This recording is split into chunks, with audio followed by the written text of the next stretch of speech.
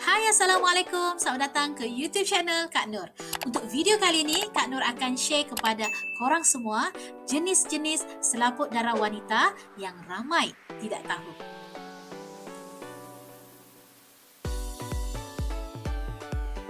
Tapi sebelum tu, jangan lupa baca dulu disclaimer ni sebab ini adalah untuk general education ya. Kalau boleh korang kena jumpa doktor korang sendiri untuk doctor patient relationship ya. Okey, so kita teruskan. Seperti biasa ini adalah sistem organ peranakan atau pembiakan wanita. Okey, di mana ia terbahagi kepada dua, external genitalia dan internal genitalia ya. Alright, kita boleh lihat di sini. Okey, external genitalia dan internal genitalia. Okey, ini adalah peranakan wanita. Ini adalah gambaran yang lebih jelas atau real external genitalia atau kita panggil sebagai vulva ya. Ini adalah bahagian kelentit untuk salur kencing dan ini adalah laluan bukaan faraj. Okey. Inilah jenis-jenis selaput darah wanita ataupun kita panggil sebagai hymen ya. So dia ada banyak jenis. Ada yang langsung tiada lubang. Ada langsung kita panggil imperforated hymen. Dan ada juga annular hymen, just bulat kecil, ada yang septate ya, ada pembahagi, ada bentuk cribriform hymen. Ini adalah parous introitus hymen yang pernah membuat hubungan kelamin dan pernah bersalin lah macam tu ya. Dan sebenarnya dia banyak lagi jenis-jenis selaput darah selaput darah wanita atau kita panggil hymen ya. Ada bentuk imperforate. Ini tidak perlu kita ingat pun sebenarnya, tapi sekadar ingin beritahu bahawa bentuk-bentuk selaput darah ni banyak jenis ya. That's why setiap individu pun akan ada different atau berbeza dia punya bentuk hymen.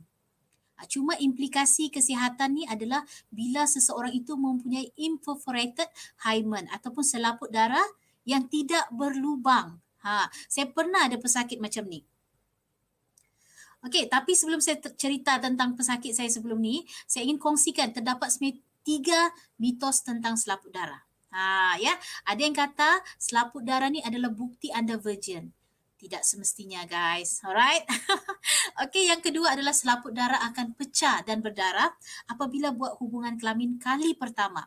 Dan jika tiada darah pada cadar, maksudnya wanita itu bukan anak darah. No, ya, ini adalah mitos yang kedua.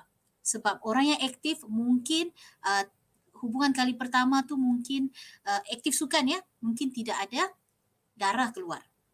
Okey, mitos yang ketiga, selaput darah akan hilang selamanya selepas hubungan kelamin. Tidak semestinya ya. Sebab apa? Selaput darah ataupun kita panggil hymen, dia adalah elastik tahu. Dia boleh kembang, dia boleh kecut. Ya, sebab hymen adalah tisu mukosa yang mengelilingi pintu faraj atau pintu vagina ya. Sebab bila kita percaya 3 mitos tu, orang akan berusaha untuk buat virginity test ya. Virginity test ni di mana 2 jari dimasukkan di bahagian kemaluan untuk menguji sama ada orang ni virgin darah ataupun tidak ya. Dan benda ni adalah dikecam di peringkat antarabangsa.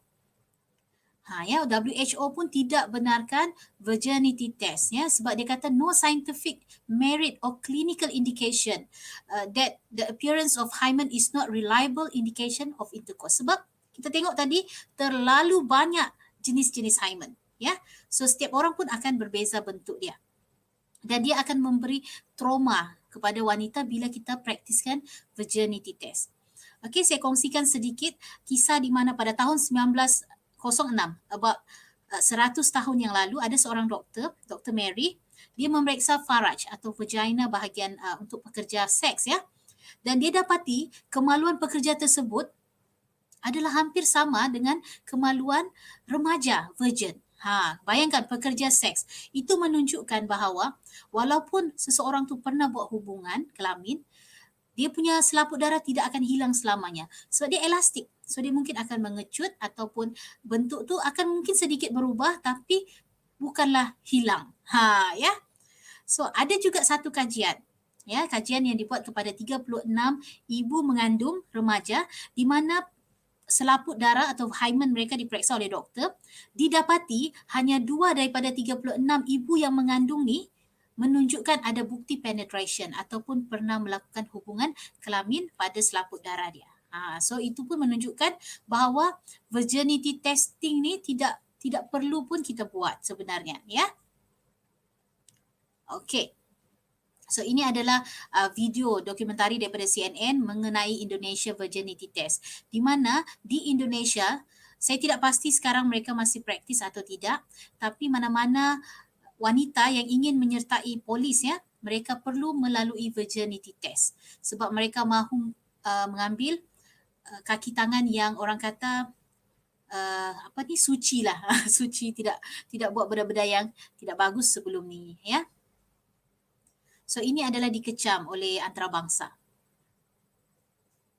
Okay, kita tengok seterusnya. Ini adalah selaput darah tidak berlubang. Okey. Selaput darah tidak berlubang. Selaput darah tidak berlubang ni atau kita panggil sebagai imperforated hymen. Saya pernah ada pesakit seperti ni di mana pesakit ni datang dengan kami dengan komplain tidak haid pada usia 17 tahun, tingkatan 5, ya. Tapi dia beritahu setiap bulan dia ada senggugut. Tapi darah tiada keluar. And then bila kita periksa, ya, kita dapati dia punya selaput darah tu tidak berlubang ataupun kita panggil imperforated hymen, ya. Ini adalah contoh yang saya dapat daripada Google Image. Ini adalah hymen yang tidak berlubang. So biasanya kes ni dianggarkan dalam 1,000 bayi yang keluar, 1 atau 2 orang bayi tu akan mungkin boleh mengalami imperforated hymen. Ini adalah penyakit congenital, maksudnya sejak lahir. So kalau ada anak-anak, rakan-rakan yang tidak haid sehingga umur dia tingkatan 5, tingkatan 4, better bawa jumpa doktor dan siasat, ya. Dan bila kita scan, kita dapati ini peranakan atau kita punya uterus dan dia punya vaginal cavity tu membengkak dan kita nampak ada cecair di dalam. Dan bila dipecahkan, dan biasanya kita akan rujuk untuk surgical procedure di mana kita pecahkan hymen dia dan darah-darah yang lama tidak pernah keluar, darah haid itu berkumpul di faraj dia dan keluar macam ni, ya. So ini adalah Google Image lah saya dapat, ya. It's not my patient yang lama, okay. Ini adalah kes hymen yang cedera, especially dalam kes rogol lah. Kita boleh dapati hymen dia koyak dan ada darah merah di sini, ya. Okey, untuk kes rogol biasanya, kes-kes macam ni kita perlu rujuk kepada pakar sakit puan. Kita tidak boleh periksa secara detail. Ini perlu spesialis yang akan confirmkan, ya, untuk sebagai bukti, ya. Jangan kita kacau dan better kita terus rujuk ke hospital. Ini pula adalah konsep hymenoplasty di mana seseorang yang pernah selaput darah dia pecah ataupun pernah buat hubungan, dia orang mau merasai revirginization. Ingin merasa virgin semula di mana selaput darah yang sudah buka sedikit, mereka jahit semula supaya dia ketat. Ini adalah cosmetic repair lah basically ataupun di bawah aesthetic medicine, ya. Ini orang yang ada certain dia menikmati perkahwinan dia sebab bila ada certain culture, kalau malam pertama mesti keluar darah, wajib keluar darah. Macam itulah. Okay, tapi ada juga orang yang ingin dia ketatkan lagi dia punya laluan faraj, macam itulah. It depends. Tapi benda ni wujud, ya. Okay, so itu saja video Kak Nur pada kali ini. Kalau korang masih baru di YouTube channel ni, jangan lupa subscribe YouTube channel Dr. Nur. Jangan lupa like, comment and share. InsyaAllah Kak Nur akan share lebih banyak info-info kesihatan di YouTube channel. Okay, kita jumpa lagi pada video yang akan datang. InsyaAllah. Assalamualaikum. Bye-bye.